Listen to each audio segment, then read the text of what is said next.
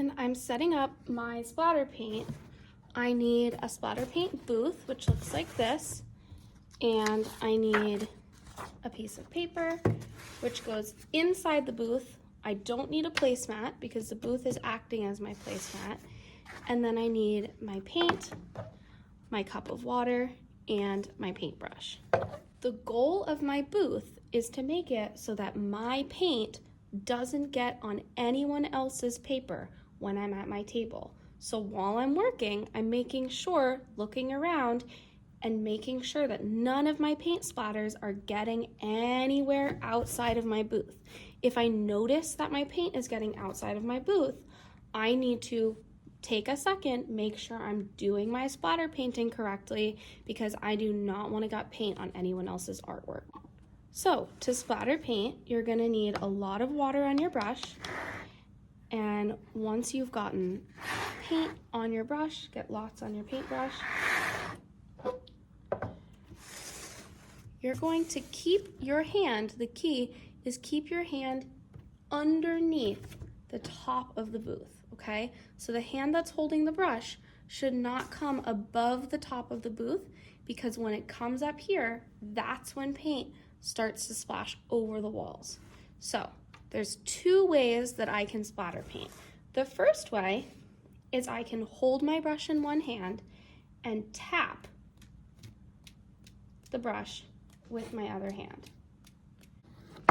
And the other technique I can use, I have to be very careful with my paintbrush to make sure I'm not hurting it. But what I'm gonna do is, still holding my paintbrush under the top of the cardboard box, I'm gonna gently flick the brush with my finger. Now this does get a little bit of paint on my finger, but that's okay. I'm just flicking with it, and I can wash my hand off afterwards.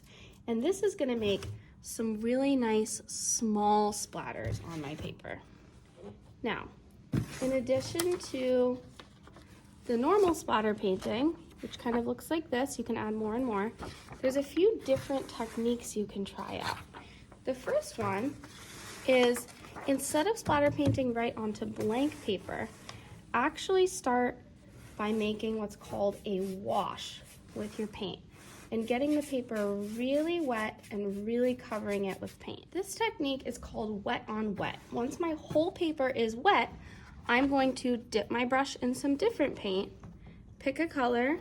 I'm gonna pick yellow, and I'm getting wet paint on my brush. Once there's paint on my brush, I'm gonna splatter it on top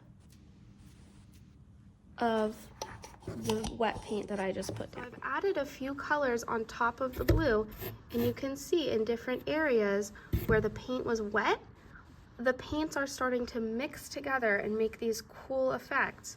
And it's not just dot, dot, dot like my normal splatter paint. It's actually kind of blending together and creating this cool soft effect. The last splatter paint effect I want to show you is taking a normal piece of paper and putting a cut out paper shape, just placing it on top. I'm not gluing it down, I'm just placing it on top. And then I can take my paints and splatter paint like normal around my shape that I've put down.